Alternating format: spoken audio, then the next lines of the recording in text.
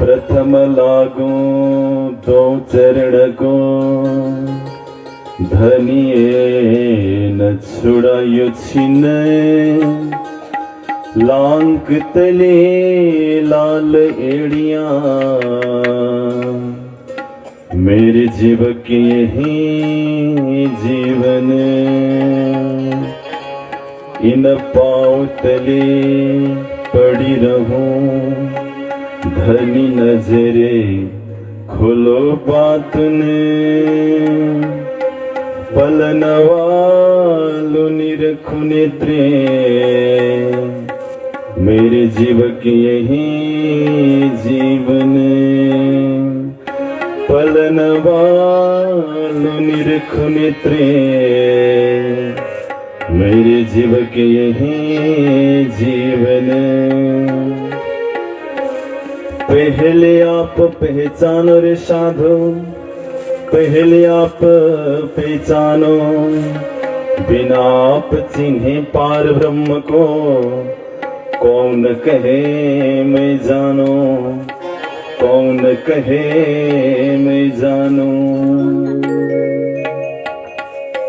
आउनुहोस् हाम्रो यत्र तत्र सर्वत्र वितरण गरिरहेको मनलाई एकैछिन श्रीराजी श्यामाजीको स्वरूपमा एकाग्र गरौं उहाँकै पावन नामलाई गायन गर्दै। मेरे तो आधार श्रीराज के चरणार बिंद मेरे तो आधार श्रीराज के चरणार बिंद मेरे तो आधार श्रीराज के चरणार बिंद मेरे तो आधार श्री काली का साधवा के चरणार बिंद राज के चरणार बिंद श्यामा के चरणार बिंद राज के चरणार बिंद श्यामा के चरण संगार बिंद राज के चरणार बिंद श्यामा के चरणार बिंद राज के चरणार बिंद श्यामा के चरणार बिंद मेरे तो आधार श्रीराज के चरणार बिंद मेरे तो आधार श्रीराज के चरणार बिंद।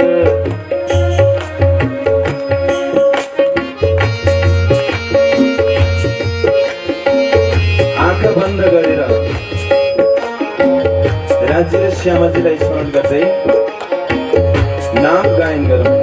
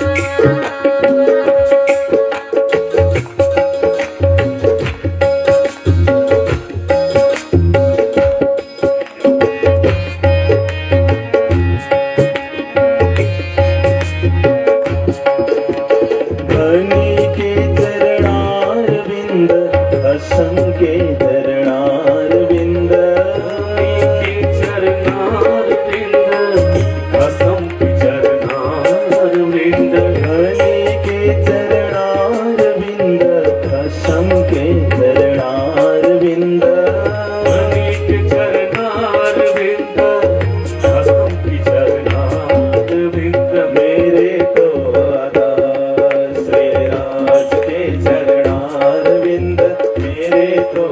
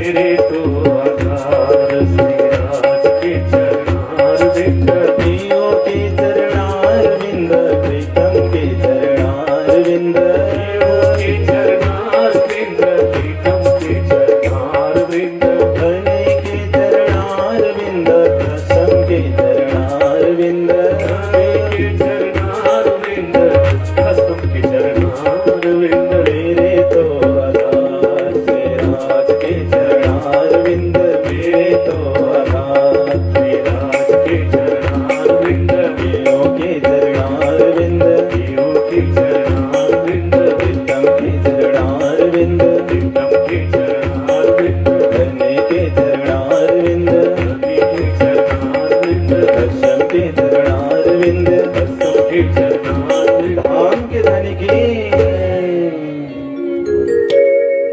हामी 6 दिन अगाडिदेखि यो दिव्य सेवामा उपस्थित छौं। म बिरहीन भानुप्रकाश हजुरलाई महामती प्रणितवाणी तारतम सागरबाट केही चौपाईहरू उठान गरेर त्यसको भावार्थ बताउने सानो कोसिसमा छु। हिजो हामीले प्रकाश ग्रन्थको केही प्रकरणहरूको भागलाई श्रवण गरेका थियौं। आज किरन्तन ग्रन्थको केही प्रकरणहरूको भावलाई हामी श्रवण गर्न गइरहेका छौं। यो श्रीमद् तारतम सागर हो। सागरमा अथाह पानी हुन्छ। हामी त्यति नै पाउँछौं जत्रो हाम्रो भाडो छ।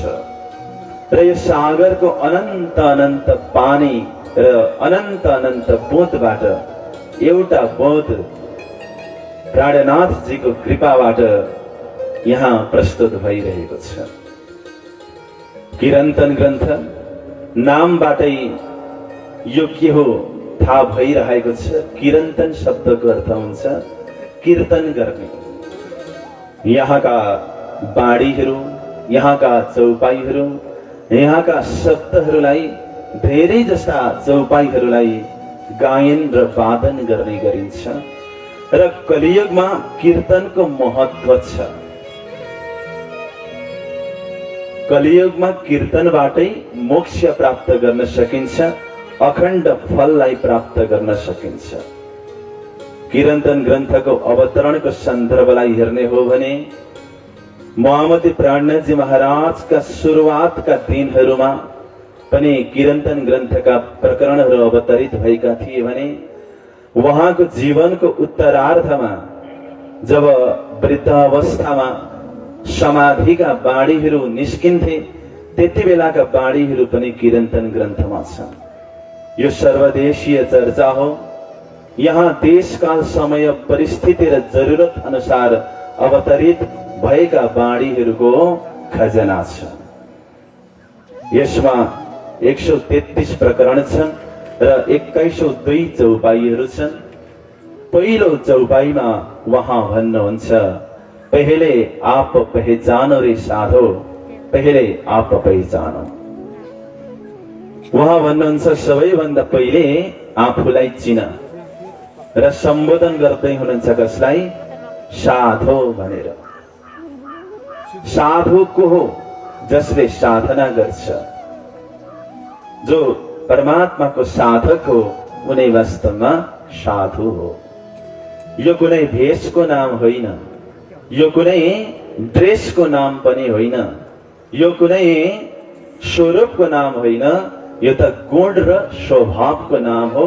जसले साधना गर्छ, भक्ति गर्छ र परमात्मा प्राप्तिको चाहना राख्छ, वास्तवमा उनै साधु हो। र यहाँ भन्नुभयो पहिले आफूलाई चिन। एकचोटि मात्रै होइन, दुईचोटि भन्नुभयो, पहिले आप पहिचान रे साधो, पहिले आप पहिचान। जब भगवान नारायण उत्पन्न हुनुभयो त्यति बेला पनि उहाँले आफ्नो स्थान र आफूलाई जान्न चाहनु भएको थियो। ब्रह्माजी उत्पन्न हुनुभयो, उहाँले पनि मलाई कसले उत्पन्न गरेछ भनेर ब्रह्मनालमा खोजी गर्दै भित्र जानु भएको थियो। र विभिन्न विद्वानहरूले पनि भने टु नो thyself, आफूलाई पहिले चिन सबैले भन्छन्। तर हामी मात्रै एकजना यस्तो छौं जो म को हुँ भनेर चिन्न प्रयत्न गर्दैन। आफूलाई चिन्ने 3 वटा दर्जा छन्। पहिले त म मानव हुँ, म पशुपक्षी होइन भनेर चिन्नु पर्छ। सुन्दाखेरि सजिलो छ, तर प्र्याक्टिकलमा थोरै गाह्रो हुन सक्छ। तपाईलाई एउटा म नीतिको श्लोकद्वारा सम्झाउँछु। आहार निद्रा भयमैथुनं च सामान्यमेतत् पशुभिर्नराणां धर्मो हि तेषां अधिको विशेषो धर्मेण पशुभिः समाना।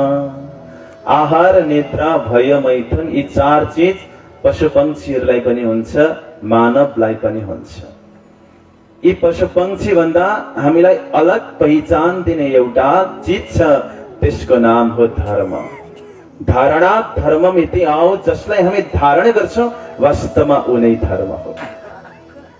आगोको धर्म तातो हुनु, पानीको धर्म चिसो हुनु हो भने आत्माको धर्म परमात्मालाई चिन्नु हो। हाम्रो शरीरका विभिन्न गुण अंग इन्द्रियहरूका आफ्ना आफ्ना मालिक हुनुहुन्छ। जस्तो मुखको देवता अग्नि हो, नाकको देवता अश्विनी कुमार, कानका देवता दिक्पाल, गोडाका देवता विष्णु, हातका देवता इन्द्र हुन् भने आत्माका मालिक परमात्मा हुनुहुन्छ। जो जसलाई दिनुपर्ने हो उसैलाई हामीले दिनुपर्छ अनि मात्रै सही ठाउँमा जान्छ। तर पशु पंक्षीहरू पनि वर्तमान समयमा मानिसको क्रियाकलापलाई देखेर आर्जित भइसके कविहरूले भनेका छन्। बंद कर दिया सांपों को सपेरे ने, यह सोचकर अब इंसान ही इंसान को डसने का काम आएगा। त्यो सर्प नचाउनेलाई सपेरा भन्छ नि, ती सपेराहरू अब निस्किन छोडिसके, किनकि उनीहरूले थाहा पाइसके अब डस्ने काम मान्छेले मान्छेलाई नै गर्छ। गिद्ध भी कहीं चले गए, लगता उन्होंने जान लिया, हमसे अच्छा नोचता है इंसान। आत्महत्या कर ली गिरगिट ने, यह सुसाइड नोट छोड़कर अब मैं इंसान से ज्यादा रंग बदल नहीं सकता। त्यो रंग बदल्ने वाला हुन्छ नि छेपारो, जसलाई भाले मुङ्ग्रो भन्छ, त्यो जस्तो ठाउँमा जान्छ उसले आफ्नै त्यस्तै रंग धारण गर्छ। अब उसले पनि सुसाइड नोट लेखेर आत्महत्या गरिसके मान्छेलाई देखेर उ भन्छ अब मान्छे भन्दा धेरै रंग बदल्न म पनि सक्दिन। आँखा पोखरी होइन तथापि भरिन्छ, मान्छे मौसम होइन तथापि बदलिन्छ। त्यसैले कविहरूले अन्तिम एउटा सन्देश दिए, धन से बेशक गरीब रहो लेकिन दिल से रहना धनवान। अक्सर झुपड़ी में लिखा होता है सुस्वागतम और महल वाले लिखते हैं कुत्तों से सावधान। वास्तवमा धनको धनी हुनु चाहिँ ठुलो कुरा होइन, मनको धनी हुनु चाहिँ ठुलो कुरा हो। महलमा उनीहरूले बाहिर लेखेका हुन्छन् कुकुरदेखि सावधान रहनु भनेर, तर झोपडीहरूमा लेखिएको हुन्छ अतिथिलाई स्वागत छ। त्यसैले हामी धनको धनी होइन मनको धनी हुनुपर्छ। म प्रसंग जोड्दैछु पशु पंक्षी र मानिसको बीचमा। वास्तवमा बाघले कहिल्यै घाँस खाँदैन, गिद्धले कहिल्यै घाँस खाँदैन, मासु खान्छन् उनीहरू, तैपनि तिनीहरू नर्क जाँदैनन्। अनि गाईले घाँस मात्रै खान्छ, गाई स्वर्ग पनि जाँदैन। किन भन्दाखेरि पाप र धर्मको ठेक्का भनेको केवल मान्छेलाई दिएको हुन्छ। त्यसैले पशु पंक्षी भन्दा मान्छे श्रेष्ठ छ। म 2वटा उदाहरण दिन्छु। हुन त यो बेसिक कुरा हो, तथापि म बेसिकबाटै सुरुवात गर्दैछु। एउटा ऐना छ, त्यसलाई कुकुरको अगाडि लगेर राखिदिने भने कुकुर भुक्न थाल्छ। बिरालोको अगाडि लगेर राखिदिने भने नङ्ग्र्याउन थाल्छ। चराको अगाडि लगेर राखिदिने भने ठुङ्न थाल्छ। तर मान्छेको अगाडि लगेर राखिदियो भने आफूलाई सजाउन थाल्छ। किनकि मान्छेलाई थाहा छ त्यो ऐना भित्रको प्रतिबिम्ब अरू कोही नभएर म नै हो अनि मलाई नै राम्रो पार्नु पर्छ। त्यसैले वर्णमालामा पनि भनियो राम्रो म भनेर। म चाहिँ राम्रो हो, आफूलाई चिन्छ उसले अनि सजाउन थाल्छ।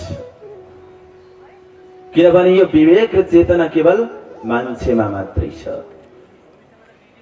गाईहरू छन् अनि एकजना बच्चाकी आमा हुनुहुन्छ, एउटा गाईको बाछाको माउ छ। तपाईले शब्दमै यहाँ फरक पाउनुभयो। मान्छेको आमा भनियो, बाछोको चाहिँ माउ भनियो। अब त्यो गाईलाई पनि 3 दिन भोकको राखिदिउँ, 3 दिन नभनौँ, 1 दिन मात्रै भनौँ, पाप किन गर्नु, उदाहरणमै भए पनि। 1 दिन गाईलाई भोकको राखियो, बाछोलाई पनि भोकै राखियो। 1 दिन आमा पनि छ, पहिले आफ्नो बच्चालाई लगेर दिन्छन्, किनकि उनलाई थाहा छ 1 दिन अगाडिदेखि मेरो बच्चा पनि भोकै छ। त्यसैले भन्ने गरिन्छ, जब खानेवाला 5 जना छन् अनि रोटीको टुक्रा 4वटा मात्रै छ भने, आज मलाई भोक लागेको छैन यदि कसैले भन्न सक्छ भने, संसारमा 1 जना व्यक्तिले मात्रै भन्न सक्छ, जसको नाम हो आमा। त्यसैले पहिलो दर्जा हामी पशुपक्षी होइनौं, हामी मानव हौं। पशुपक्षीबाट हामीलाई माथि उठाउने भनेको धर्मले यो पहिलो दर्जा हो। दोस्रो दर्जा, म शरीर होइन, म आत्मा हुँ भनेर चिन्नुपर्छ।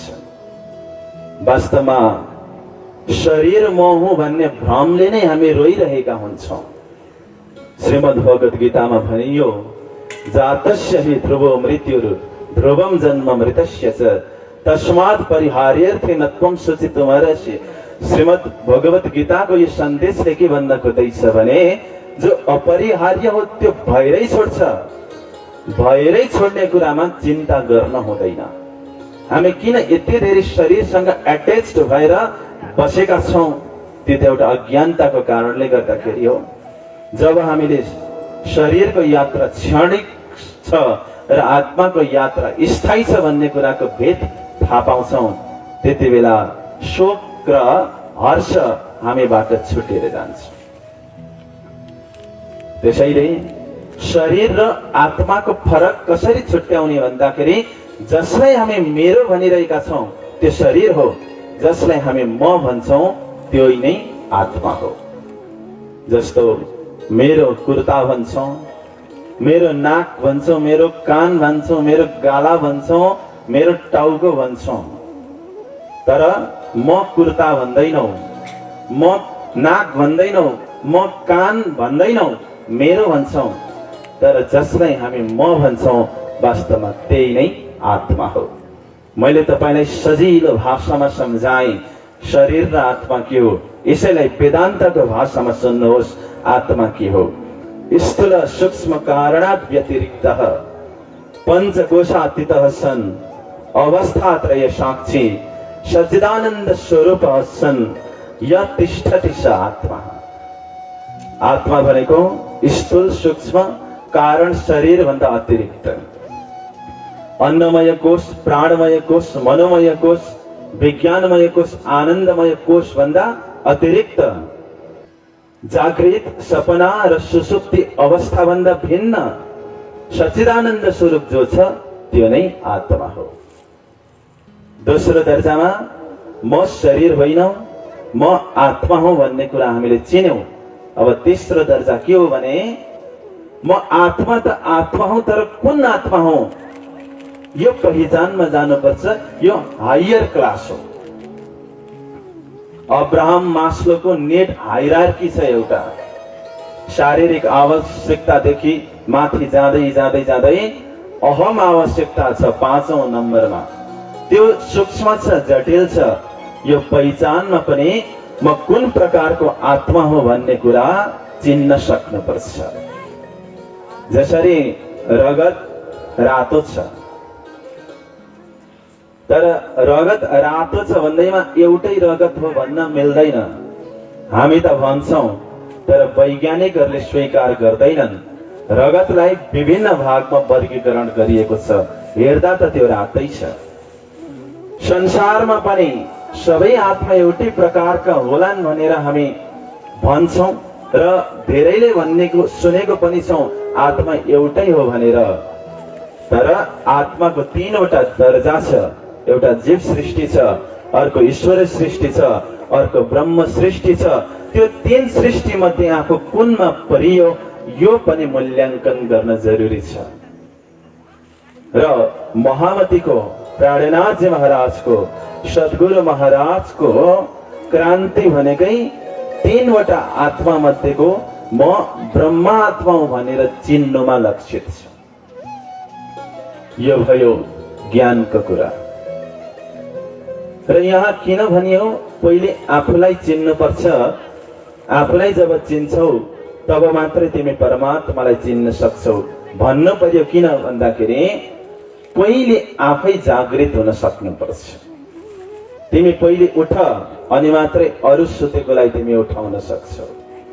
पहिले तिमी आफू सुत्र अनि मात्रै अरू बिग्रेकोलाई तिमी सुधार्न सक्छौ। त्यसैले कविहरूले भन्नुभयो, साहित्यकारहरूले भन्नुभयो, जो स्वयं सिसाको घरमा बस्छ उसले अरूको झ्यालमा ढुङ्गा नहान्नु। उसको पनि पालो आउँछ। उसको पालो आएर जब ढुङ्गा हान्छ नि, तिमी त सिसाको घरमा बसेको छौ, तिमीलाई ज्यादा खतरा छ। र पालो सबैको एक दिन आउँछ। साङ्लालाई केले खान्छ? मुसाले खान्छ। साङ्लालाई मुसाले खान्छ, मुसालाई बिरालोले खान्छ। साङ्ला मुसादेखि डराउँछ, मुसो बिरालोदेखि डराउँछ, बिरालो कुकुरदेखि डराउँछ, कुकुर केटादेखि डराउँछ, केटा केटीदेखि डराउँछ, अनि केटी साङ्लोदेखि डराउँछ। कक्रोच भन्ने बित्तिकै घुमेर पालो सबैको आउँछ। त्यसैले तिमी पहिले आफ्नो धरातललाई हेर। पहिले तिमी आफू शुद्र। एकजना बाबाजी हुनुहुँदो रहेछ, प्रतापी बाबा, नाम चलेका बाबा। एकजना आमा हुनुहुँदो रहेछ, उसको बच्चाले गुलियो धेरै खाने गर्दो रहेछ। गुलियो धेरै खाएर दाँत पनि झरिसकेको बच्चा। त्यो सक्खर हुन्छ नि, सक्खर चाहिँ देख्नै नहुने, धेरै खाइदिने। आमाले छोरालाई लिएर जानुभयो बाबाजीकोमा। बाबाजीले सम्झाउनुहुन्छ र मेरो छोरो सुध्रिन्छ भनेर आशा बोकेर जानुभयो आमा बाबाजीकोमा। बाबाजीलाई भन्नुभयो, बाबाजी हेर्नुहोस् न, मेरो यो सानो बच्चा गुड सक्खर धेरै खान्छ, तपाईँले सम्झाइदिनुहोस्। बाबाजीले एकछिन आँखा बन्द गर्नुभयो र भन्नुभयो, 1 महिनापछि आउनु। आमाले सोच्नुभयो बाबाजीले केही तन्त्र मन्त्र गर्नुभयो होला। बच्चालाई घर फर्काएर ल्याएको, अघिल्लो दिन भन्दा झन् बढी खान थाल्यो। 1 महिना पछाडि आमाले बच्चालाई पुनः लिएर जानुभयो र बाबाजीलाई भन्नुभयो, बाबाजी सक्खर खाने आदत यसको सुध्रेन, तपाईँ सम्झाइदिनुहोस् न। बाबाजीले सम्झाउनु भयो, बाबु धेरै गुलियो खानु हुँदैन, सक्खर धेरै खानु हुँदैन, स्वास्थ्यलाई राम्रो गर्दैन, खाए पनि ठिक्क खानु, भर्सक खाँदैन खानु। आमा भन्नुहुन्छ, यति नै भन्नु थियो भने 1 महिना मलाई किन पर्खाएको? 1 महिना पहिल्यै तपाईँले भन्नुहुन्थ्यो, भन्ने त यति नै रहेछ। बाबाजी त्यति बेला भन्नुहुन्छ, 1 महिना पहिले म आफै धेरै सक्खर खान्थेँ, अब मैले सक्खर खान छोडेको 1 महिना भइसक्यो, अब पछि मलाई अधिकार छ। त्यसैले आज आएर म भन्दैछु सक्खर खानु हुँदैन। बोलो श्री कृष्णको नै लाल की। त्यसैले पहिले आफू सुध्रिनु पर्छ। बुबा आमा यहाँ धेरै जस्तो अभिभावक हुनुहुन्छ, तपाईहरुको आचरण व्यवहार अनुसार तपाईहरुको छोराछोरीले तपाईहरुलाई अनुकरण गर्ने हो। बुबा आमा धामी झाँक्री हुनुहुन्छ भने छोराछोरीले के गर्छन्? सानैमा थालै ठटाएर भए पनि जोखाना हेर्न थाल्छन्। ज्योतिषीका छोराछोरीले के गर्छन्? सानैमा धुलो कोर्न थालिहाल्छन्। व्यापारीका छोराछोरीले त्यो पूजामा बढी भएको दोना टपरो भेला पारेर माटो र ढुङ्गा हालेर बेच्न थालिहाल्छन्। त्यसैले यद्यदाचरति श्रेष्ठस्तत्र देवीतरजन स यत् प्रमाणं कुरुते लोकस्तदनुवर्तते। ठुलाले जस्तो गर्छन् सानाले त्यस्तै गर्ने हुन्। त्यसैले छोराछोरीलाई राम्रो बनाउनु छ भने तपाईँ पहिले सुध्रिनुहोस्। मूर्तिलाई अभिषेक गर्दाखेरि के गरिन्छ थाहा छ? शिरबाट पानी हालिन्छ। किन हालेको थाहा छ? टाउको सुध्रियो भने पुच्छर आफै सुध्रिन्छ। ठुलो मान्छे सुध्रिनु पर्छ, सानो आफै सुध्रिन्छ। त्यस कारणले गर्दाखेरि हामी आफू परिवर्तित बनाऊ, हामीलाई फलो गर्नेहरू आफै सुध्रिन्छ। बोलो श्री कृष्ण कन्हैया लाल की। आउनुहोस् दोस्रो चौपाइमा जाउँ। पीछे ढूंढो घर अपनो तब कौन ठौर ठहरानो। मानव जीवनको महत्वको सन्दर्भलाई यहाँ जोड्दै हुनुहुन्छ। पछि भनेको मरेपछि। मरेपछि तिमीले धर्म गर्ने ठाउँ खोज्यौ भने कहाँ बसेर तिमी धर्म गर्छौ? कहाँ बसेर तिमीले परमात्मालाई खोज गर्छौ? केवल 4वटा कुकुर भएर भजन गाउँदै थियो भनेको कहिले सुन्नु भएको छ? 10वटा भालु मिलेर कीर्तन गर्दै थिए, सुन्नु भएको छ? गर्ने भनेको मानवले नै हो। तर यो शरीर छुटेर गयो भने कुन ठाउँमा बसेर धर्म गर्ने? त्यसैले पछि ढूंढो घर अपनो तब कौन ठौर ठहरानो। कुन ठाउँमा बसेर खोजी गर्छौ? जब लग घर पावत नहीं अपनो तलो भटकत फिरत भरमानो। जबसम्म तिमीले आफ्नो घर पाउँदैनौ, लक्ष्यलाई पाउँदैनौ, त्यति बेला तिमी भट्केर हिँड्नुपर्छ। यो त सही हो। लक्ष्य नपाएसम्म भट्किनु पर्छै पर्छ।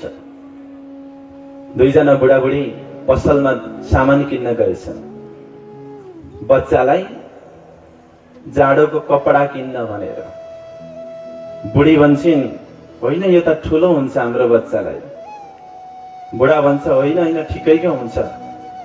2 जना पुरा आधी घण्टादेखि डिस्कस गर्छन्। लिनु एउटा पनि छैन। पसलेले भन्यो यसो गर्नुहोस्, तपाईहरुको बच्चालाई नै ल्याउनुहोस् न, नापेर किन्नुहोस्। झगडा खत्तम। 2 जना मुखामुख गरे। अनि के भयो भनेको बच्चा त भकै छैन।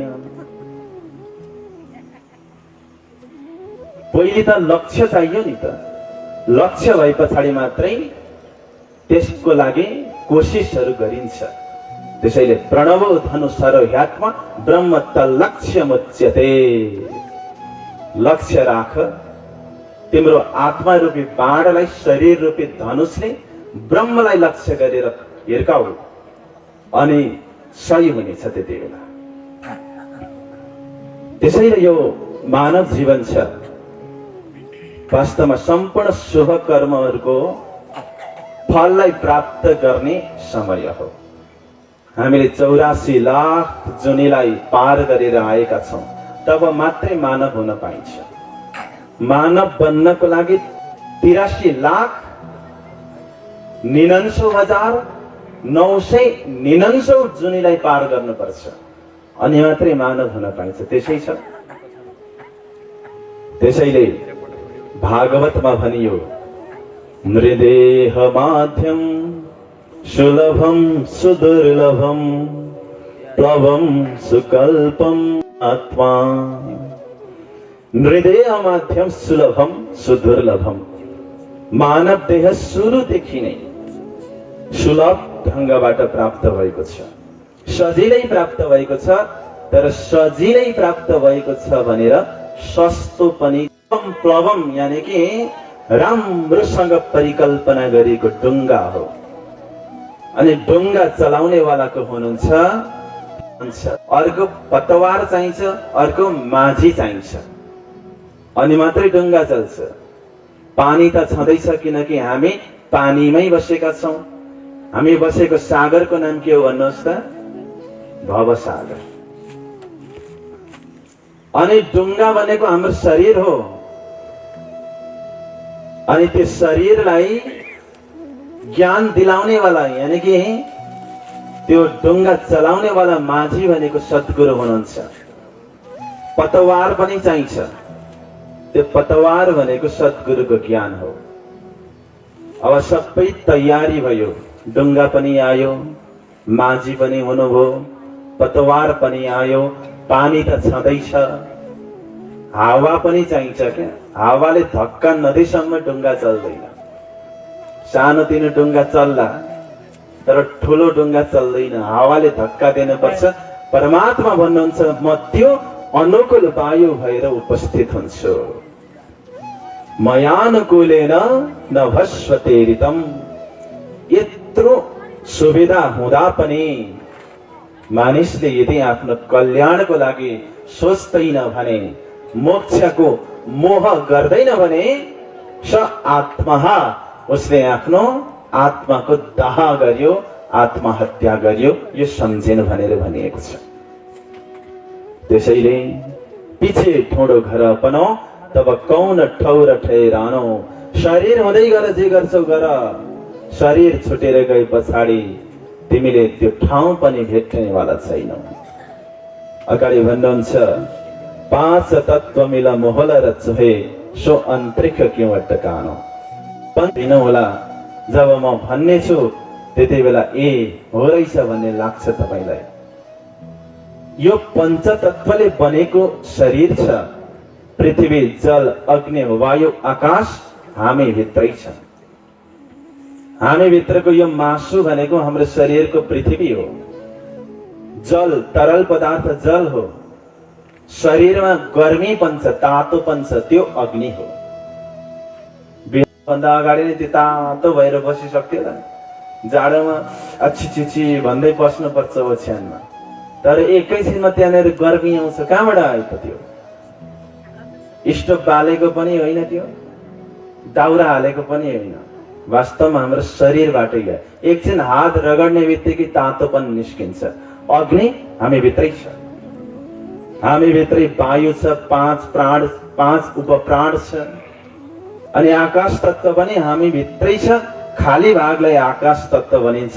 मुख आ गर्दाखेरि खाली भाग छ, स्पेस छ, कान भित्र खाली भाग छ, त्यही भएर वास्तवमा शब्द निस्किएको। आकाश तत्व यदि हामी भित्र थिएन भने हाम्रो बोली नै आउँदैन थियो, किनकि आकाश तत्वको विषय हो शब्द।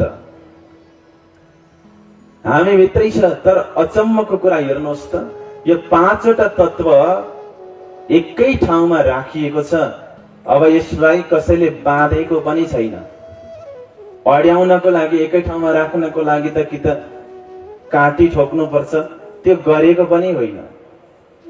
डोरी पनि यहाँनिर छैन, किला पनि ठोकेको छैन, तर पाँचवटा तत्व एकै ठाउँमा अड्डिएको कसरी छ? त्यसैले यामे ब्रह्म सत्ता न होती तो अदखिन रहने न पावे। परमात्माको शक्तिले नै त्यो सबै सञ्चालन गरिरहेको छ।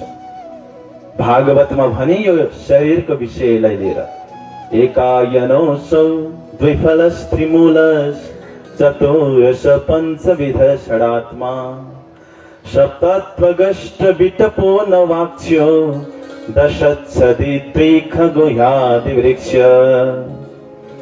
यो एउटा घर छ, यानी कि शरीर रूपी एउटा घर छ, जसमा दुईवटा फल छन्। एउटा सुख हो, अर्को दुःख हो। यसमा तीनवटा मूल छन्। यो शरीर रूपी वृक्षको तीनटा जरा छन्।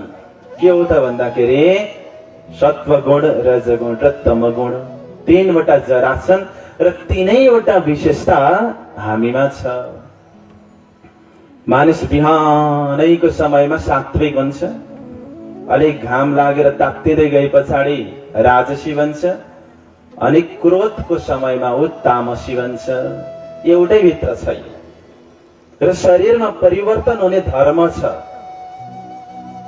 विवाह गरेको 1-2 सालसम्म श्रीमती कस्तो हुन्छन् अरे भने चन्द्रमुखी हुन्छ। परिवर्तन हेर्नुहोस् है। अब 1-2 वर्ष बितेर अलिक केही समय बितिसके पछाडि तिनी चन्द्रमुखी के बनिन्? सूर्यमुखी भइन्। सूर्यले अलिकति पोल्छ। अब छोराछोरी पनि भए, समय बितेर गयो, त्यति बेला तिनै श्रीमती के भन्छन्? ज्वालामुखी भन्छन्। परिवर्तन यहाँ छ र त्यो 3 गुण हामी भित्रै छ, सत्व रज तम। त्यसलाई 3वटा जरा भनियो शरीर रूपी वृक्षको। यहाँनिर 4वटा रस छन्, धर्म अर्थ काम र मोक्ष। 5 प्रकारले जानिन्छ यसलाई, श्रवण त्वचा नेत्र रसना नासिका, 5 ज्ञानेन्द्रियको माध्यमबाट। यसको 6वटा स्वभाव छन्, जन्मनु रहनु बढ्नु बदल्नु घटना हुनु र नष्ट हुनु। यसमा 7 धातुहरू छन्। सप्त धातुको यो दिवाल हो, यो पहाड हो। रस रुधिर मांस मेद अस्थि मज्जा शुक्र 8 आवरण छ यसमा। पृथ्वी जल अग्नि वायु आकाश मन बुद्धि चित्तको आवरण छ। 9वटा द्वार छ। आँखाको 2टा, कानको 2टा, नाकको 2टा, मुखको एउटा, मल त्याग गर्ने र मूत्र त्याग गर्ने 9वटा द्वार छ। 10वटा पात छन् यो शरीर रूपी वृक्षको। 10 प्राण, पान अपान व्यान उदान समान नाक कुर्म कृकल देव दत्त धनञ्जय। र यसमा 2वटा पंक्षी बसेको छन्, एउटा मन र अर्को आत्मा। मनले के गर्छ, एउटा पंक्षीले खान्छ मात्रै, अर्को द्रष्टा बनेर भन्छ। मनले विषयहरूको उपभोग गर्छ तर आत्मा द्रष्टा भावले रहन्छ। यस प्रकारले शरीरलाई तुलना गरिएको छ। अब म अलिकति व्यावहारिक कुरा गर्छु। शरीर यस्तो बनेको छ, तर यस्तो सुन्दर डिजाइन छ यो शरीरको, यस्तो कला कौशल छ यहाँ भित्र। सूक्ष्म ढङ्गबाट हेर्ने हो भने वास्तवमा हेर्नुहोस्, हाम्रो 2वटा आँखा छन् नि। आँखा मुनि के छ, नाक छ, नाकदेखि मुनि मुख छ। यसमा पनि एउटा खुबी छ, एकै ठाउँ राखिदिएको छ 3वटै चिजलाई। भोजन उगाउँदाखेरि आँखाले देखिरहेको हुन्छ, नाकले सुँगिरहेको हुन्छ, मुखले क्वाक्प पार्छ। कति छिटो भयो। यतिसम्म हुन्छ कि अँध्यारोमा पनि केही खानु पर्यो भने हात आफै जान्छ। अब शरीर भित्रको सञ्चार हेर्नुहोस्, कम्युनिकेसन कस्तो छ भन्दाखेरि अँध्यारोमा बाहिर निस्किँदाखेरि गोडामा मच्छरले टोक्यो भने गफ उता गरिरहेको हुन्छ, ध्यान सबै उता हुन्छ, हात चाहिँ प्याक्ट गएर त्यहीँनिर टोके ठाउँमै गइदिन्छ। अब मुखको हेर्नुहोस्, दाँत छ, दाँतले जिब्रोको सुरक्षा गरेको छ। 32वटा दाँतको बीचमा जिब्रो सुरक्षित छ। दाँतले के खान्छ, के चपाउँछ, के टोक्छ, तर जिब्रोलाई केही पनि हुँदैन। उल्टो दाँतले मेहनत गर्छ अनि जिब्रोले रस दिन्छ। अब यिनीहरू बीचको सम्बन्ध हेर्नुहोस्, केही खानु पर्यो भने दाँतले टोकिदिन्छ, चपाइदिन्छ, रस निकालिदिन्छ, तर आफ्नो लागि गर्दैन, जिब्रोको लागि गरिदिन्छ। अनि त्यो टोक्दा 2वटा आँखा छन्। एउटा आँखा र अर्को आँखाको बीच कहिल्यै भेट भएको छैन। यिनीहरू कहिले भेट हुन सक्दैनन् पनि, बीचमा एउटा डाँडो छ। तर रुनु पर्यो भने एउटा आँखा मात्रै भिजेको हुँदैन, एउटाबाट आँसु आयो भने अर्को आँसुले पनि रोइदिन्छ। हात र आँखाको कम्बिनेसन हेर्नुहोस्, हातमा चोट पर्यो भने के गर्छ, आँखाबाट आँसु आउँछ, अनि आँखाबाट आँसु आयो भने फेरि त्यही हात गएर पुछिदिन्छ। त्यसैले जति कला कौशल नयाँ नयाँ छन्, अद्भुत छन्, विलक्षण छन्, त्यो हामी भित्रै छ, हामीले नसोचेको मात्रै। त यो कुरालाई सिद्ध गर्नको लागि कबीरजीको म एउटा सानो उदाहरण दिन्छु।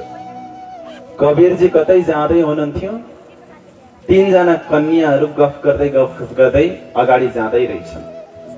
संयोगले भेट गरायो, कबीरजी पछाडि हुनुभयो, 3 जना कन्याहरू अगाडि अगाडि गफ गर्दै जाँदैछन्। उनीहरू मध्येको 1 जनाको चाहिँ एन्गेजमेन्ट भएको रहेछ, सगाई भएको रहेछ।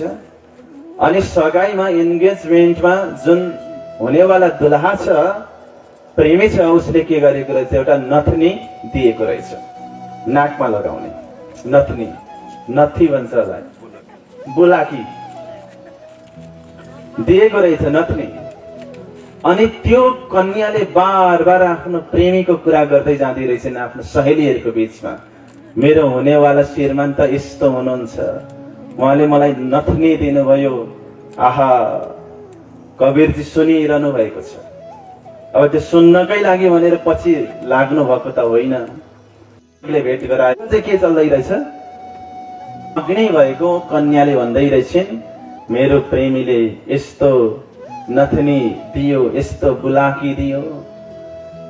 अनि चाहिँ कबीरजी अगाडि गएर भन्नुभएछ, नथनी दिने यारों ने तो चिंतन बारंबार, नाग दिया करतार ने तिनको दिया विषा। नथनी दिए तिम्रो प्रेमीले, तिनको चिन्तन तिमी बार बार गरिरहेका छौ। परमात्माले त नाकै दिनु भएको छ, उनलाई चाहिँ किन बिर्सिन्छ? बोलो श्री कृष्ण कन्हैया लाल की।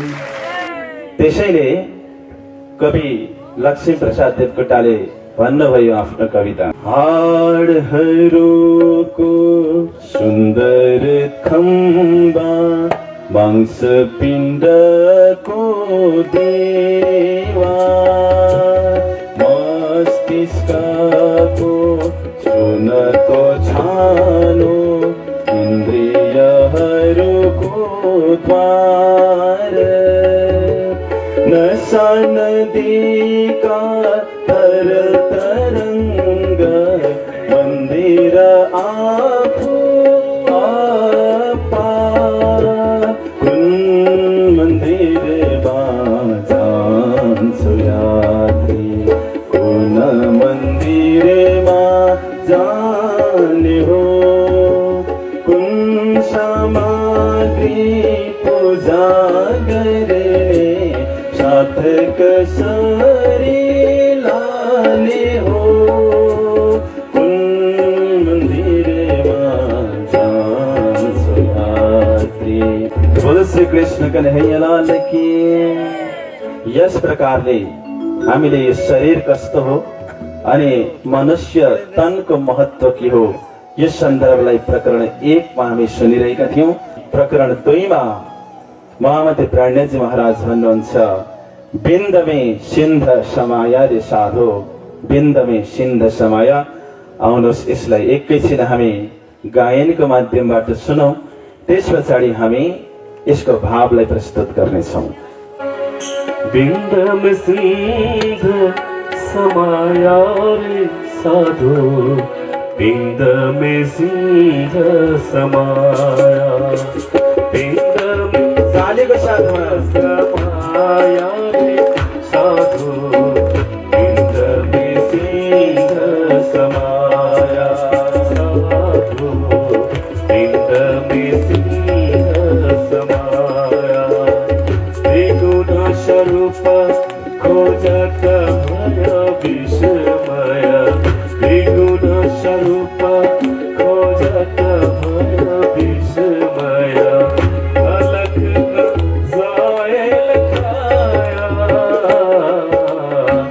बिन्दमे सिन्ध समाय रे साधो, बिन्दमे सिन्ध समाय साधो, बिन्दमे सिन्ध समाय।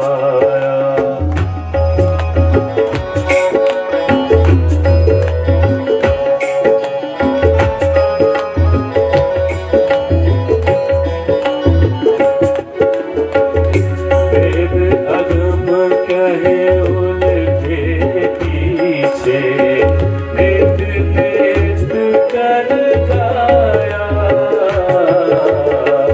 वेद अगम कहे उनके पीछे, नित्य नित्य कर गाया, खबर न पड़ी बिंद उपजा कमाके, खबर न पड़ी बिंद उपजा कमाके,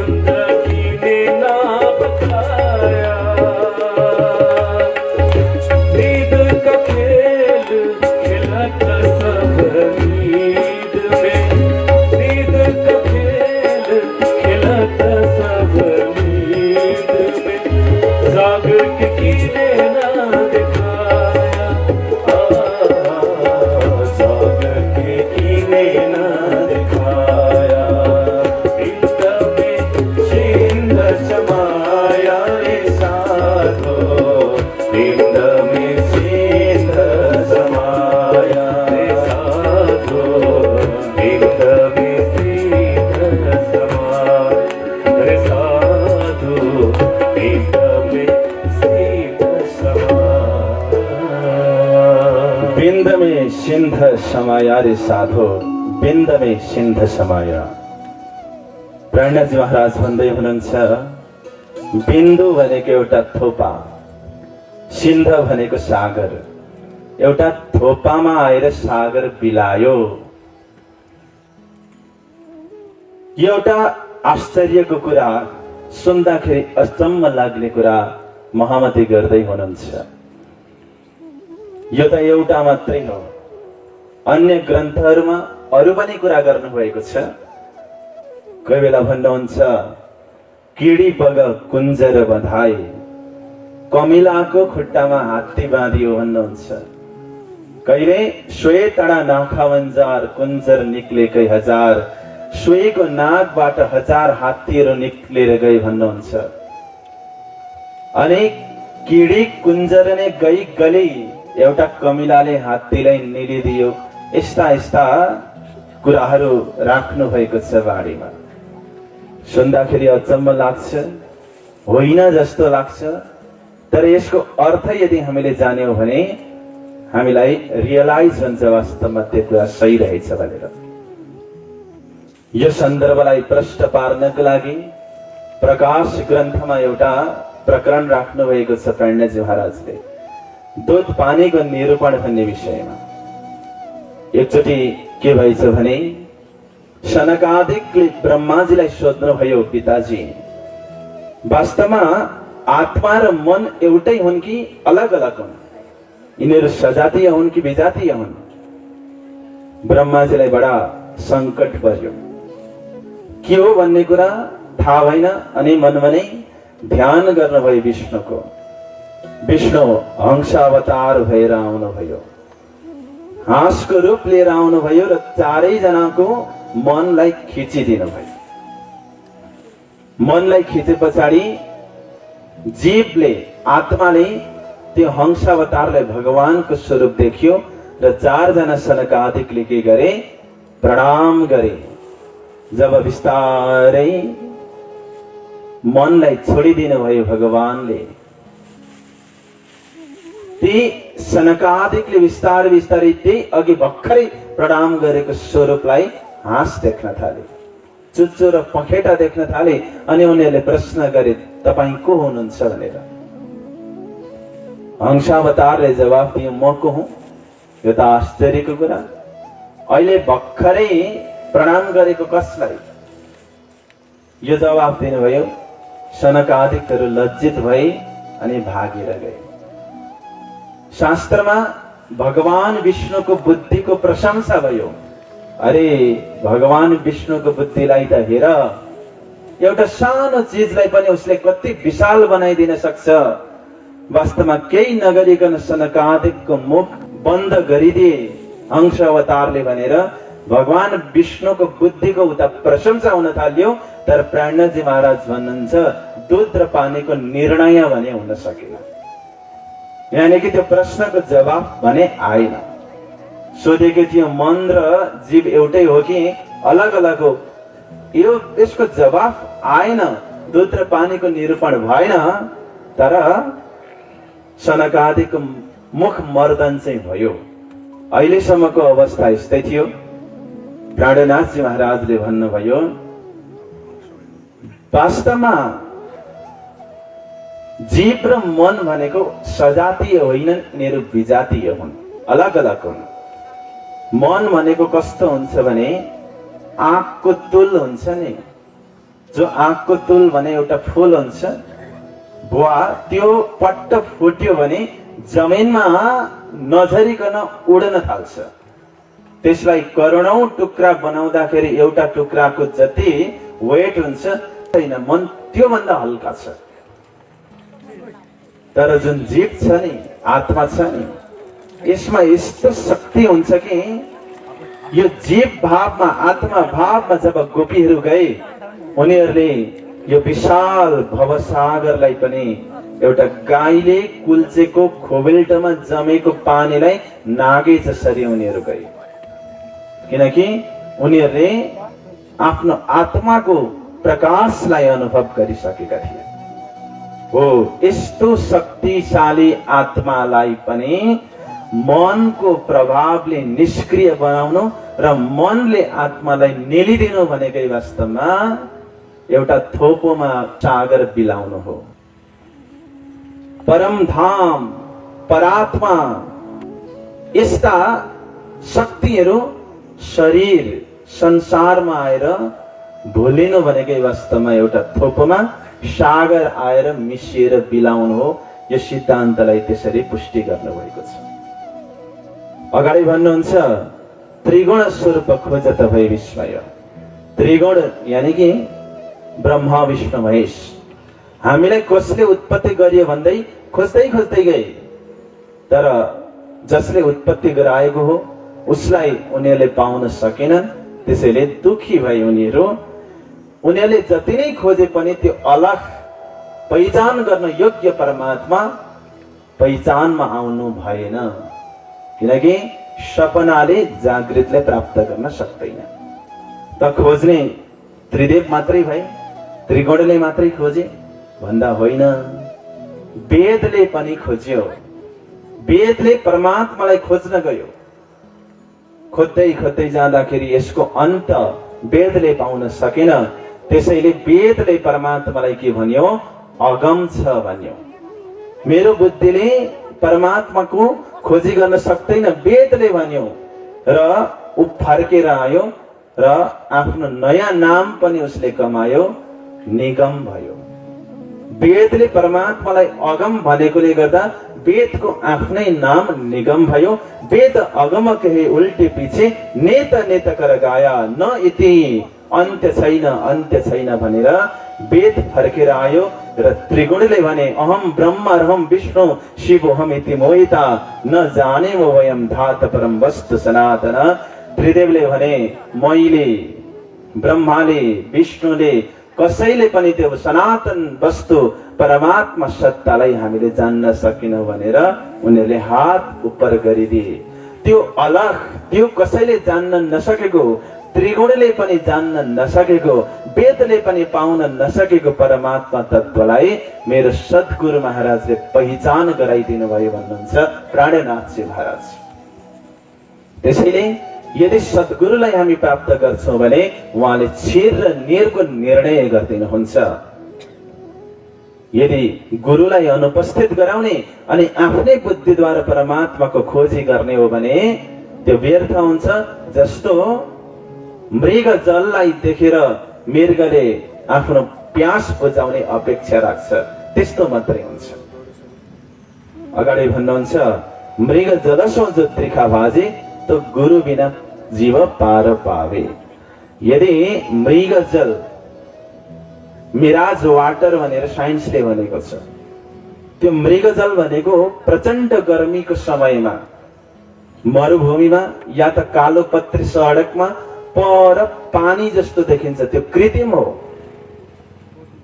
त्यो कृत्रिम पानीले यदि तिर्खा मेटाउन सक्छ भने मात्रै जीवले गुरु बिना मुक्ति पाउन सक्छ, मोक्ष पाउन सक्छ, पार पाउन सक्छ। एउटा हुन्छ मृगजल, अर्को हुन्छ दलदल। मृगजल देखिन्छ तर हुँदैन, दलदल हुन्छ तर देखिँदैन।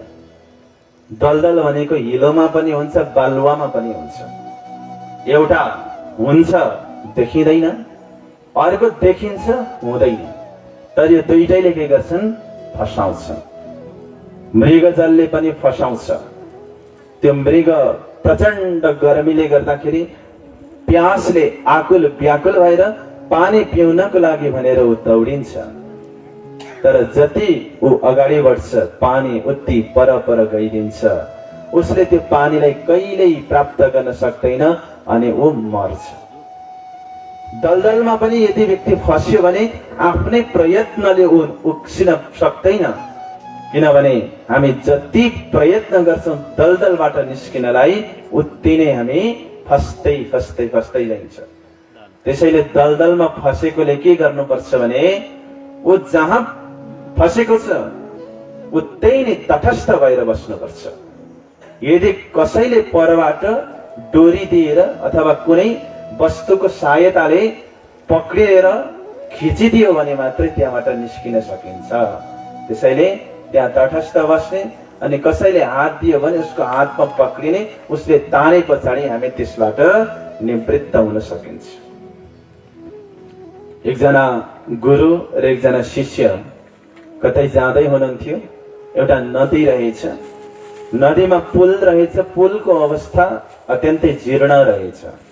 हामी गाउँतिरको भाषामा फड्के भन्छौँ त्यसलाई। तर त्यो चाहिँ कमजोर थियो। यद्यपि गुरु पार गरेर जानुभयो त्यसलाई।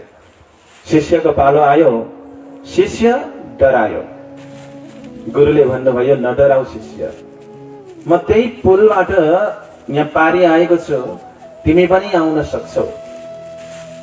म हात दिन्छु, तिमीलाई डर लाग्यो भने मेरो हात समातेर तिमी आऊ।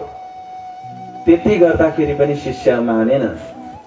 अन्तिममा गुरुले के गर्नुभयो, आफैले त्यो शिष्यको हातलाई जबरजस्ती पक्रेर समातेर तान्नुभयो।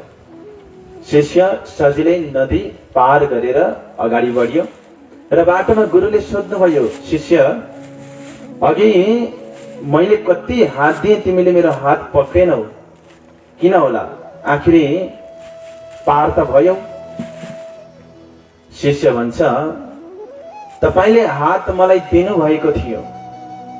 यदि तपाईले दिएको हातलाई मैले पक्रेको भए म छोड्न पनि सक्थेँ होला त्यसलाई। तपाईले जबरजस्ती मेरो हात पक्रेर मलाई तान्नुभयो र मलाई विश्वास छ जब तपाईले एकचोटि पक्रिनुहुन्छ कहिल्यै पनि छोड्नु हुँदैन। म आफैले पक्रेको भए छुट्न पनि सक्थ्यो, तर तपाईले यसरी पक्रिनुहुन्छ त्यो कहिल्यै पनि छुट्दैन। त्यसैले जीवनमा गुरुको जरुरत पर्छ। त्यसैले हामी पनि सद्गुरुलाई याद गरौँ, हाम्रो दिल र दिमाग रूपी हातलाई उहाँलाई समर्पण गरौँ। उहाँले ज्ञान र प्रेमको हातले पक्रिनुहुन्छ अनि हामीलाई त्यहाँबाट तान्नुहुन्छ।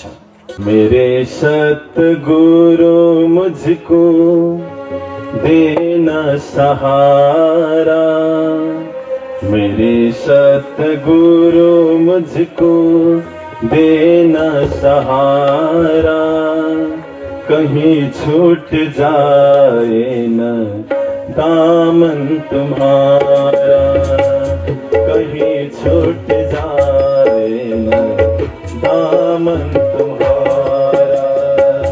मेरे सतगुरु मुझको देना सहारा, मेरे सतगुरु मुझको देना सहारा, कहीं छूट जाए न दामन तुम्हारा, कहीं छूट जाए न दामन तुम्हारा। सद्गुरुलाई याद गर्दै तपाईको सहाराको मलाई जरुरत छ।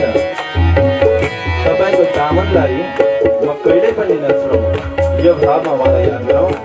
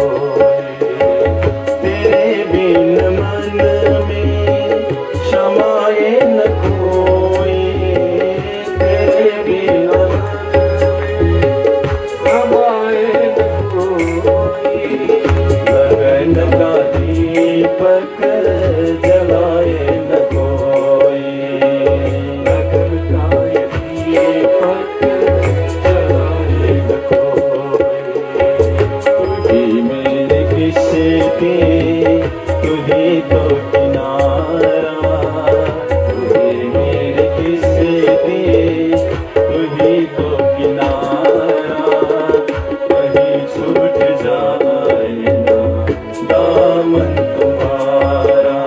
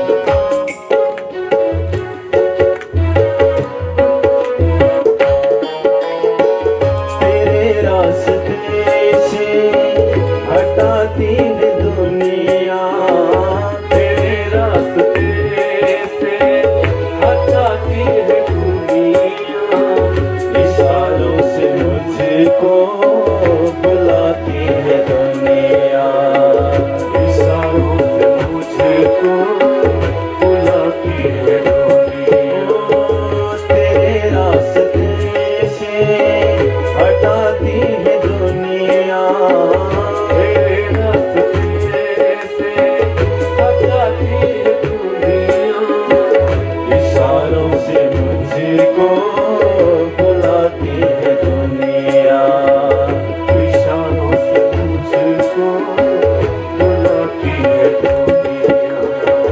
ना देखूं मैं जग का झूठा इशारा, ना देखूं मैं जग का झूठा इशारा, कहीं छूट जाए ना दामन तुम्हारा, कहीं छूट जाए ना दामन तुम्हारा।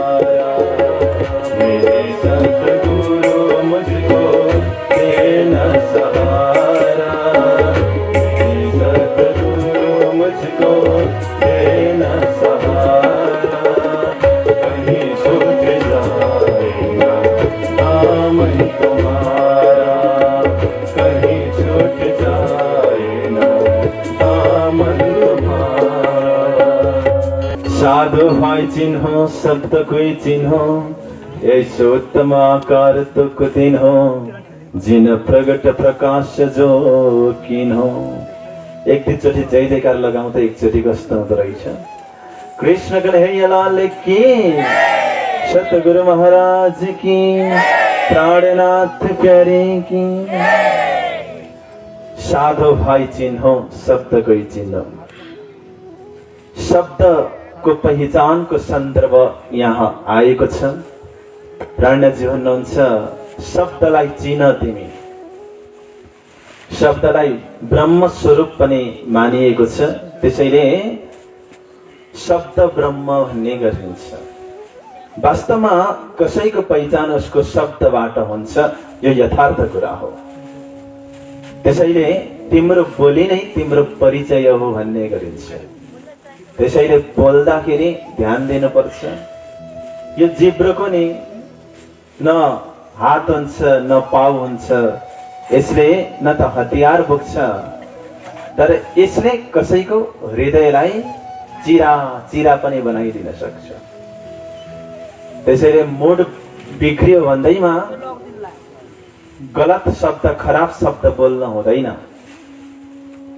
मुड परिवर्तन गर्न सकिन्छ, तर एकचोटि मुखबाट निस्किएको शब्दलाई परिवर्तन गर्न सकिँदैन।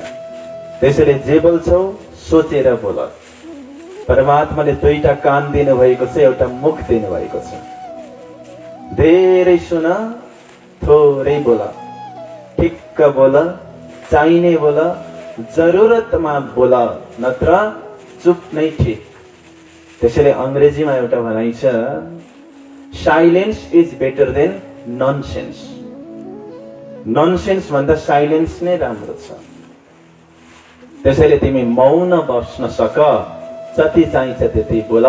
जिब्रो यस्तो तरवार हो जसले रगत ननिकालिकन काट्छ भनेर गौतम बुद्धले भन्नुभएको छ। शब्दका विषयमा धेरै चर्चाहरू छन्, तर यहाँ कुन शब्दको कुरा गर्दै हुनुहुन्छ महामती भने धर्मशास्त्रका शब्दहरूको सन्दर्भमा कुरा गर्दै हुनुहुन्छ। त्यो शब्दलाई तिमी चिन। शब्द त्यही हो, तर लक्ष्यार्थ र तात्पर्यार्थमा फरक पर्न सक्छ। श्रीमद् भगवत गीतामा उत्तम पुरुषस्तन्य परमात्मेति उदारित भनेर तीनवटा पुरुषको कुरा गरिएको छ। क्षर सर्वाणि भूतानि कुटस्थ क्षर उच्यते। क्षर पुरुष, अक्षर पुरुष र अक्षरातीत पुरुष, उत्तम पुरुष। शब्द त्यही हो, तर नजान्नेले कहाँ घटाइरहेका छन् भने क्षर भनेको शरीर हो, आत्मा भनेको अक्षर हो, अनि नारायण भनेको उत्तम पुरुष। शब्द त्यही हो, तर घट्यो कहाँ? यही हद्दमै घट्यो, नाशवन्तै भूमिमै घट्यो। तर वास्तवमा जहाँ गएर धर्मशास्त्रको यात्रा टुङ्गिन्छ नि, तारतमको यात्रा त्यहीबाट प्रारम्भ हुन्छ। जस्तो धर्मशास्त्रको यात्रा रासमा गएर टुङ्गिएको छ। कसरी त्यसको म सिद्ध गर्छु तपाईलाई। वेदव्यासले 4 वेदको रचना गर्नुभयो, 6 शास्त्रहरू रचित भए, 17 पुराणको रचना गर्नुभयो, तैपनि उहाँको हृदयमा शान्ति आएन। नारदजीले सम्झाउनु भयो, तिमी रसले भरिएको, भक्तिले भरिएको भागवत ग्रन्थको रचना गर्नु। जब उहाँले भागवत ग्रन्थको रचना गर्नुभयो, उहाँलाई शान्ति भयो, आनन्द भयो, उहाँको अतृप्ति मेटिएर गयो। अब भागवत भित्र हेर्नुहोस्, भागवतमा 12 स्कन्द छ र 12 स्कन्द मध्येको सबैभन्दा उत्तम श्रेष्ठ भनेको 10औं स्कन्द हो। 10औं स्कन्दमा 90 अध्यायहरू छन्। त्यसमा ब्रजलीला र रासलीला परक 35 अध्यायहरू छन्। त्यो मुख्य हो। ती 35 अध्याय मध्येको पनि रास पञ्च अध्याय मुख्य हो। यानी कि सम्पूर्ण धर्मशास्त्र वेद उपनिषदहरूको सार भनेको के रहेछ? रास हो। त्यो शास्त्रको अन्तिम हो। तर तारतम वाणीको सुरुवात भनेको रास ग्रन्थबाटै भएको छ। यसको मतलब जहाँ गएर धर्मशास्त्रहरूको यात्रा टुङ्गिन्छ, तारतमको यात्रा त्यहीबाट प्रारम्भ हुन्छ। Where the शास्त्र ends, तारतम begins। र जसलाई उत्तम पुरुष भनेर मानिसहरूले भने, मेरो तात्पर्य धर्मशास्त्रैले भन्यो यस्तो मेरो तात्पर्य होइन, तर जसले धर्मशास्त्रले व्याख्या गरे तिनीहरूको बुद्धिले भन्यो कि उत्तम पुरुष भनेको नारायण हुनुहुन्छ भनेर, त्यसैलाई तारतमले क्षर पुरुष भनेर सुरु गर्यो। अक्षर पुरुष भनेको कुटस्थ अक्षर ब्रह्म हुनुहुन्छ अनि पूर्ण ब्रह्म अक्षरातीत श्री कृष्ण उत्तम पुरुष हुन्छ। यसरी व्याख्या गरेको छ। त्यसैले शास्त्रको शब्दलाई तिमी चिन। र शास्त्रमा पनि मानव जीवन सम्बन्धीको, मानव जीवन कसरी उत्तम छ, श्रेष्ठ छ भन्ने कुरा कहाँ कहाँ लेखिएको छ, त्यो सबै कुरालाई तिमी विवेचन गर र यही मानव जीवनबाट प्रत्यक्ष रूपमा परमात्माको साक्षात्कार गर, किनकि मानव जीवन नै त्यसको लागि योग्य छ। अगाडि भन्नुहुन्छ, मानखे देह अखण्ड फल पाइए, सो क्यों पाए कि वृथा गुमाइए। मानव जीवनबाट अखण्ड फललाई प्राप्त हुन्छ। अखण्ड फल भनेको मोक्ष हो। त्यसलाई पाएर तिमी किन बित्थामा गुमाइरहेका छौ? किन त्यसलाई चिनिरहेका छैनौ? तिमीले सोचेको छौ होला हामी युग युगान्त बाँचिन्छ, वर्षौं वर्ष हामी बाँचिन्छौँ, यस्तो तिमीले सोचेका छौ होला। तर यतो अदखिनको अवसर, यो त एक क्षणको लागि अवसर हो। सो गमावत माझ निद्र, त्यसलाई निन्द्राको बीचमा तिमी गुमाउँछौ। अब आउनुहोस्, एक क्षणको यो अवसर मानव जीवन हो।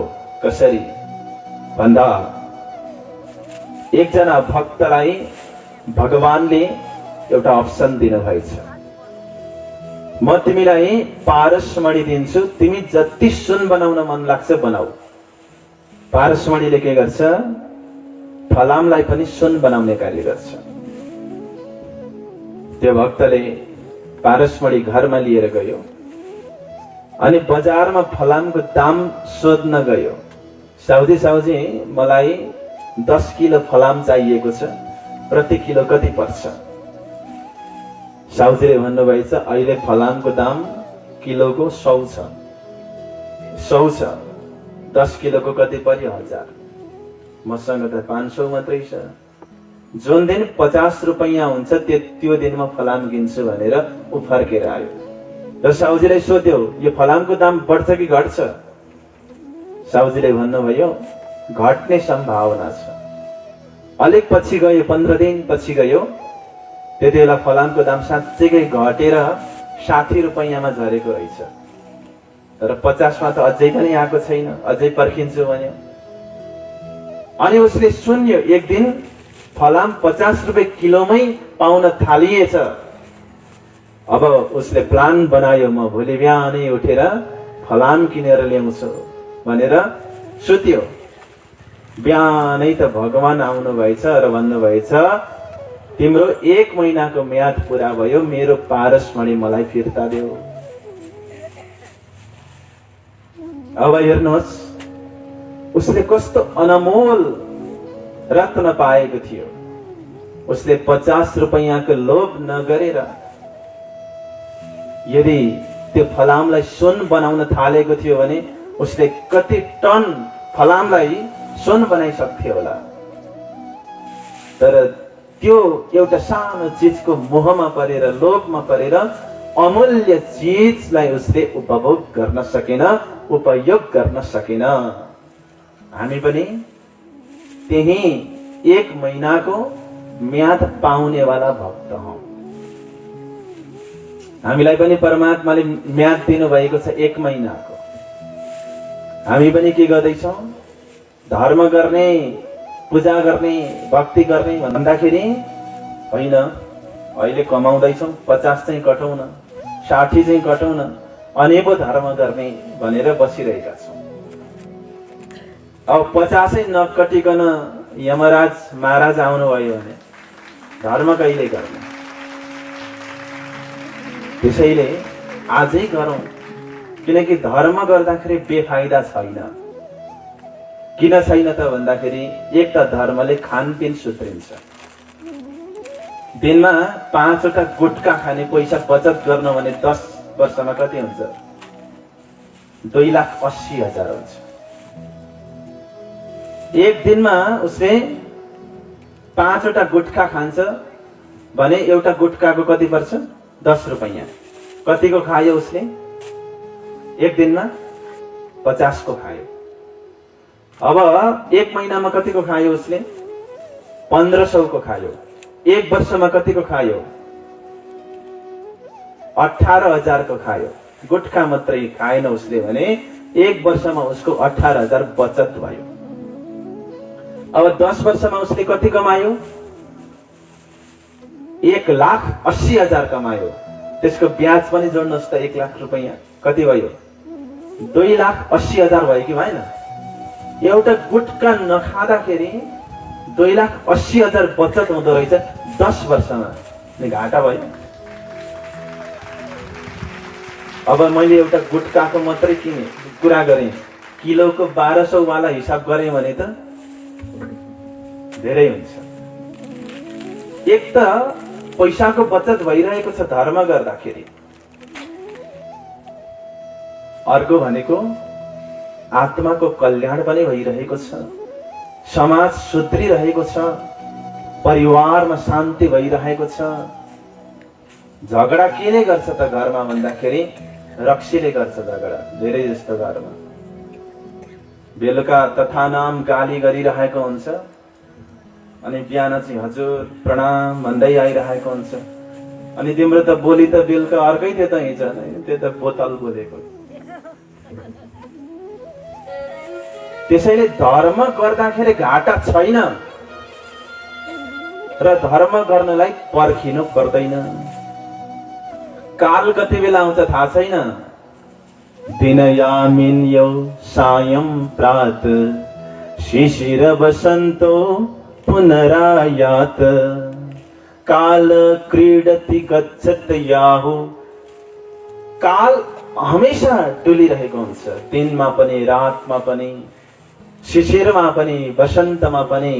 कति बेला टिपिदिन्छ थाहा हुँदैन। त्यसैले धर्म भन्ने चिज चाहिँ गरिहाल्ने चिज हो, साँच्ने चिज यो होइन। र म तेस्रो चोटि फेरि भन्दैछु, धर्म गर्दाखेरि बेफाइदा छैन। नगर्दाखेरि घाटा छ, तर गर्दाखेरि बेफाइदा पनि छैन। त्यसैले एउटा एकछिनको लागिको यो अवसर हो। र अवसर भन्ने चिज कस्तो हुन्छ भने, opportunity knocks at the door but once. अवसरले एकचोटि ढोका ढकढक्याउँछ, फर्केर गयो भने त्यो कहिल्यै पनि नआउने गरी गइदिन्छ। त्यति बेला ढोका खोलेर उसलाई स्वागत गरियो भने उसको जीवन बन्यो। तर अवसरले ढोका ढकढक्याउँदाखेरि होइन, कसले चाहिँ हल्ला गरेर निन्द्रा डिस्टर्ब गर्यो भनेर सुतिरह्यो भने ऊ जिन्दगी भर सुतेको सुतै हुन्छ। त्यसैले अवसर, मौका चिन्नेको लागि अवसरले एउटा जीवनमा ठुलो लाभ लिएर आएको हुन्छ, ठुलो धन लिएर आएको हुन्छ। त्यसलाई चिन्न सक्नुपर्छ र ढिला गर्न हुँदैन। मान्छेको सास नै गिन्तीमा आधारित छ। गिन्ती पुरा हुने बित्तिकै मान्छे जान्छ। श्वास श्वास निज नाम जपो वृथा श्वास मत खोइ, नजानै श्वासको आउन होइन होइन। एकचोटि भित्र तानेको सास बाहिर फालिन्छ, अनि त्यो बाहिर फालेको सास चाहिँ भित्र आइदिएन भने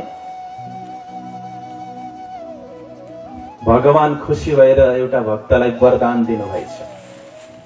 के वरदान दिनुभएछ भने जुवा खेल्दाखेरि नि पासा फ्याँक्दाखेरि 3 चोटि पासा फ्याँक्दाखेरि एउटा एउटा वर माग्दाखेरि पाउने भनेर दिनुभएछ। एकचोटि पासा फ्याँक्दाखेरि एउटा वरदान, अर्कोचोटि अर्को, अर्कोचोटि अर्को गर्दै कतिचोटि 3 चोटि त्यो वरदान पाएछ। तर भक्तको चाहिँ के रहेछ त भन्दाखेरि नाक चेप्टो रहेछ। सबैले नाकचेप्टी भनेर बोलाउँदा रहेछन्। वर्षौंदेखि सुन्दै आएको। उसले के गरे त भन्दाखेरि आखिर 3टा वरदान छन्। पहिलो वरदानमा चाहिँ म नाक माग्छु भनेको हो, अनि एकचोटि पासा फ्याँक्यो, नाक आइजो भनेको, नाक त आयो तर एउटा होइन, शरीरभरि नाकै नाक आइदियो। अब के गर्ने, झन् खत्तम भयो। पहिले त एउटा चेप्टो थियो, जेवा पनि थियो, आफ्नो भन्ने आफ्नै हुन्छ, शरीरभरि आइदियो। अब दोस्रोचोटि जा भन्नु परेन त, दोस्रोचोटि पासा फ्याँक्यो, नाक जा भनेको शरीरको सबै नाक गएछ, भएको त्यो एउटा चेप्टो पनि गएछ। अब नाक बिनाको कस्तो हुन्छ होला। 2 चोटिको अवसर त सक्यो। अब तेस्रो चोटिको अवसरमा अब के छ, एउटै मात्रै अप्सन छ। अनि त्यसले भन्यो पहिले जुन थियो त्यही आइजो भनिदियो। त्यत्रो 3 चोटि अवसर पाएको थियो, उसले लाभ लिन सकेन। त्यसैले माग्न जान्नुपर्छ, माग्न जान्नुपर्छ। एउटाले मागेछ, कसरी मागेछ थाहा छ? घर मुनि कुलो, कुलो मुनि खेत, बीच तलामा काइलो छोराले मै पार्दै गरेको यी आँखाले देख भनेर मागेछ। अन्धोले नि के भनेछ? घर मुनि कुलो, कुलो मुनि खेत, बीच तलामा काइलो छोराले मै पार्दै गरेको यी आँखाले देख। उसले माग्न जान कि जानेन? अब उसले के मागे एउटैमा भन्नुहोस् त? घर मुनि कुलो भने पछाडि घर माग्यो कि मागेन? पहिले घर हुनु पर्यो तब न कुलो हुन्छ। अब कुलो भनिसके पछाडि पानी पनि माग्यो उसले खेतमा लगाउनलाई। कुलो मुनि खेत, त्यहाँसम्म ठिक छ। घर माग्यो, पानी माग्यो, कुलो माग्यो, खेत पनि माग्यो। र बीच तलामा भनेपछि कमसे कम घर 3 तलाको हुनै परेन? 3 तले घर पनि माग्यो। अनि भन्यो काइलो छोराले भन्यो। अब काइलो छोरा हुनलाई कतिजना भाइ हुनु पर्यो? 5 भाइ छोरा। अब छोरा त्यत्तिकै आउँछ, आमा चाहिएन? श्रीमती पनि माग्यो। काइलो छोराले बीच तलामा अब मै पार्दै गरेको भने पछाडि ढुङ्ग्रो चाहियो, ठेकी चाहियो, मदानी चाहियो, गाई चाहिँ चाहिएन? गाई पनि माग्यो। अनि अन्त्यमा के भनौँ? यी आँखाले देख भनेपछि आँखा पनि माग्यो भनेपछि उसले के गर्यो त भन्दाखेरि माग्न जान्यो।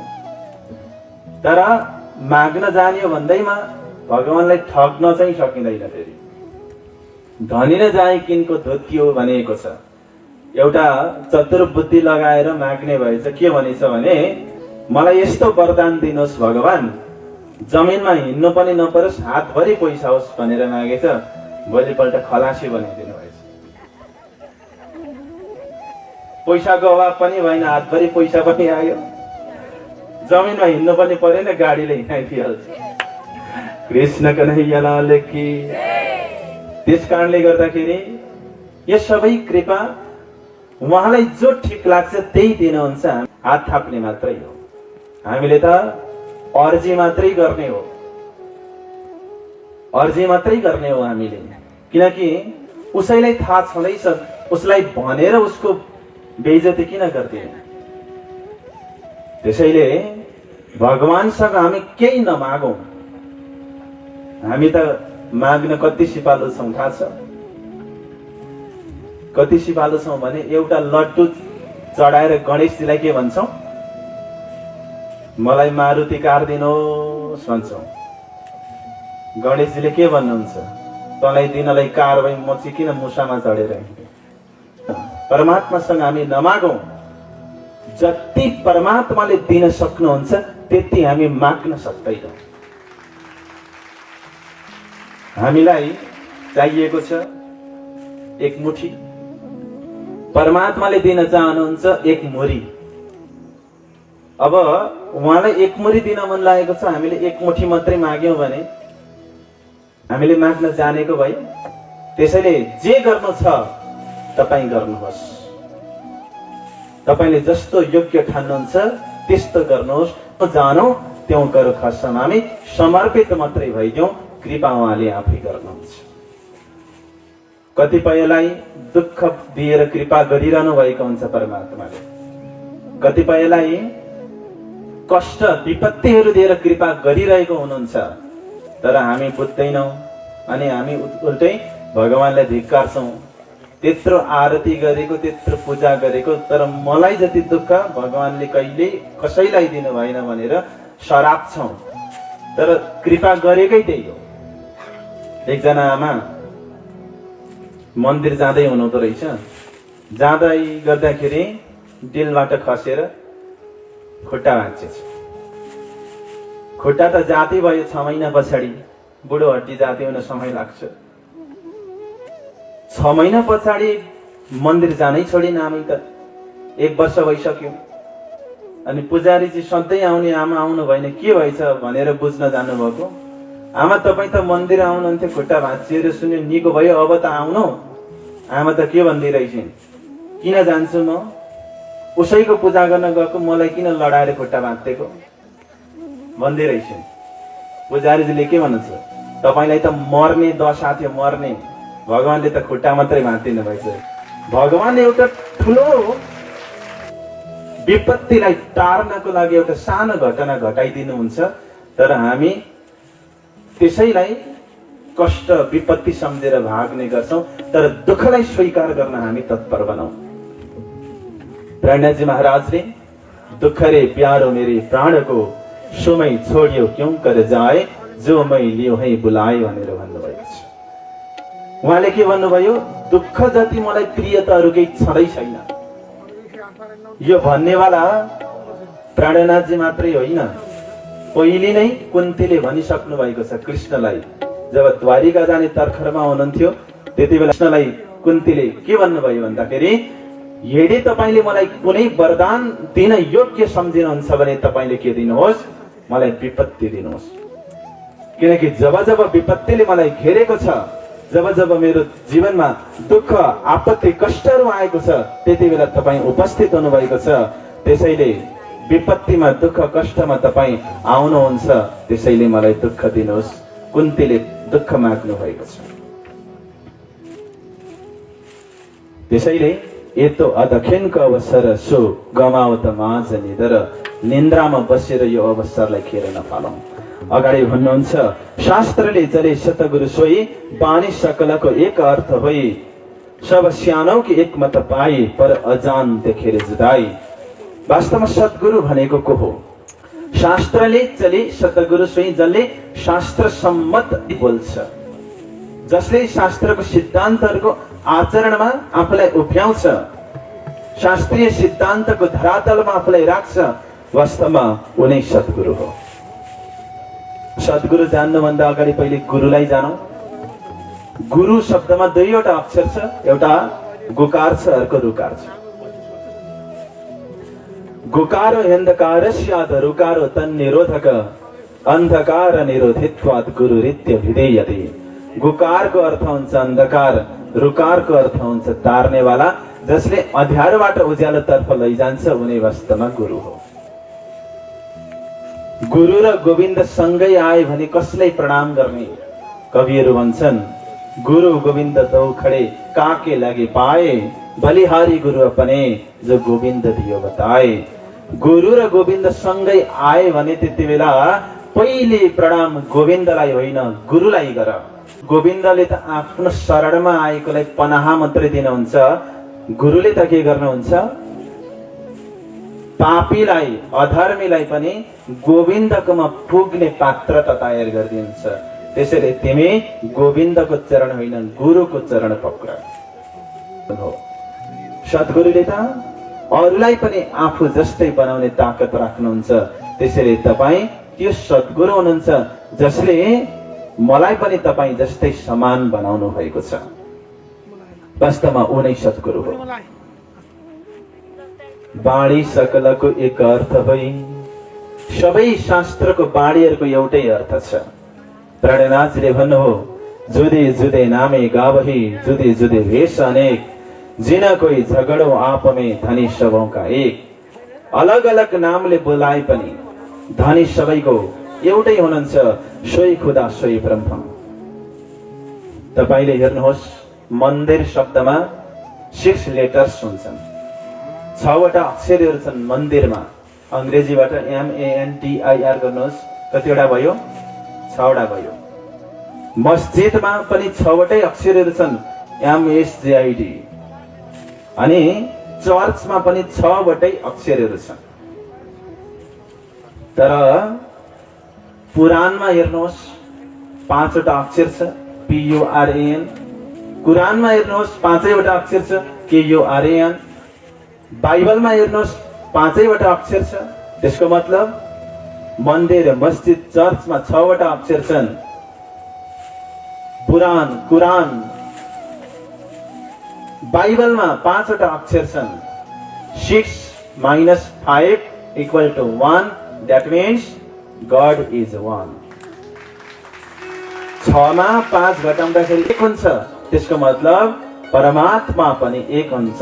भलै त्यसलाई कसैले परमात्मा भने, कसैले खुदा भने, कसैले सुपर भने, तर वास्तवमा ब्रह्म, परब्रह्म भनेको एउटै हुनुहुन्छ। सबै बाणीको एउटै अर्थ लाग्छ। कसले अर्थ गरिदियो भने सद्गुरुले अर्थ गरिदिनु भयो भने। र अन्तिममा भन्नुहुन्छ, ए बाणी गरजट मान्छ संसार, खोजी खोज मेटावी अन्धार। सद्गुरुले त्यो निष्कर्ष निकालेर दिनुभएको जुन बाणी छ, ब्रह्म बाणी छ, तारतम बाणी छ, त्यसले के गर्छ? खोज मेटावी अन्धार, अन्धकारले मेटाइदिन्छ। मुडमती नजाने विचार, मुडमतीहरूले विचार गर्दैनन्, उनीहरूले सोच्न सक्दैनन्। तर मूर्खहरूले सोच्न सक्दैनन्, बुझ्दैनन् भनेर असली चीज म बताउँदिन भन्नुभएको छैन प्रणनाथजीले। महामतीकै पुकार पुकार उहाँ पुकार गरिरहनु भएको छ, आर्तनाद गरिरहनु भएको छ, आह्वान गरिरहनु भएको छ। एक न एकले त मेरो कुरा पक्कै पनि बुझ्नेछ र ऊ जागृत हुनेछ। बोलो प्राणनाथ प्यारी की, आज की आनंद की, तारतम की, सप्ताह ज्ञान महायज्ञ की, सर्वे सुंदर साथ की। प्रणाम।